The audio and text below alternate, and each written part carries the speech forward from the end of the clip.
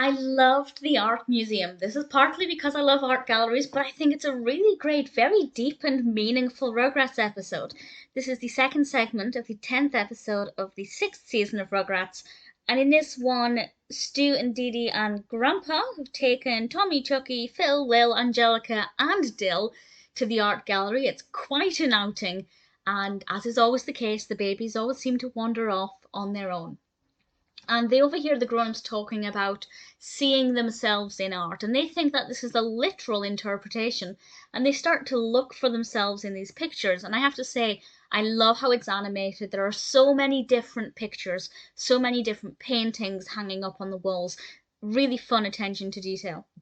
And there's a chance for babies to tell stories. For example, Tommy looks into this Egyptian vase, which he calls a big flower pot, and he sees what he describes as himself, and he begins to tell a story about what he's looking at. And I love that. I love anything that encourages that kind of creativity. It's one of my favorite things to do, is to look at a picture or a painting in an art gallery where I have no context and just try and imagine what the story is, what was happening at that time, what the surrounding environment would be like, who are the people there that we can't see, aside from the painter, obviously. And this is something that Tommy really begins to explore, and if it encourages any young child to do the same, I think that's wonderful.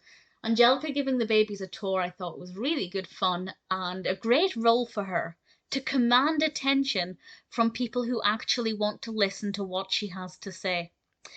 The fact that other babies kind of heard it along at the same time, I just thought was brilliant. And ultimately, my favourite bit, I won't spoil it by saying which painting it is, but Chuckie sees himself in a painting. And it's not that he sees a picture of himself necessarily, it's that he says that's how he felt when he got his head stuck in a sock.